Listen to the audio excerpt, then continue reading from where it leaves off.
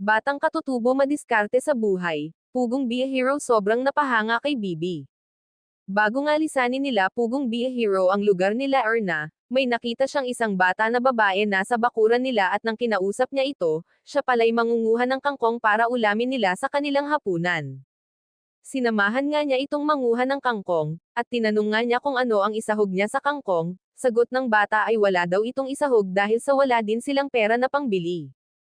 Ang batang ito ay si Bibi, 10 taon gulang pa lang siya.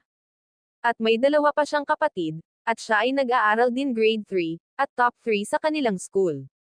Ibig sabihin magaling na bata itong si Bibi, tinulungan siya ni Pugong Be a Hero magluto ng kanilang maulam sa hapunan.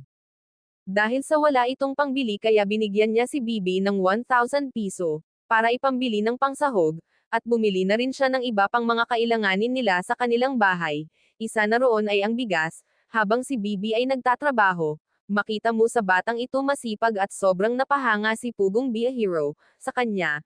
Sabi pa niya naway tularan si Bibi sa ibang kabataan, at inabutan niya ito ulit ng cash para may pangbili ng kanilang mga pangangailangan sa araw-araw.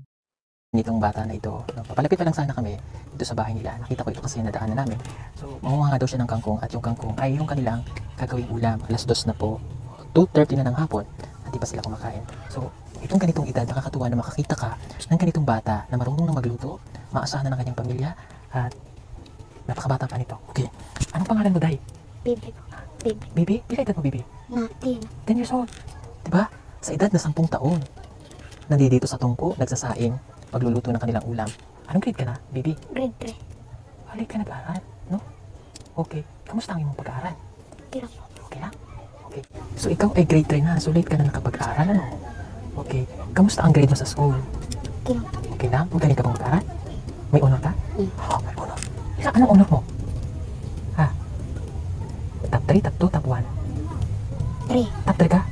Oh, ang galing. Channel ni Pugong Be a Hero, paki-like, share and subscribe, ganun na rin sa Tres Marias, suportahan natin sila, please don't skip ads, para sa ganun na paraan makatulong din tayo sa kanilang mga tinutulungan, ganun na rin kay Tito Herns TV, at PB Team ng Luzon, Visayas, at Mindanao, at sa inyong lingkod Elmas Vlog, please support sa aking munting channel, hanggang sa muli maraming salamat, God bless us.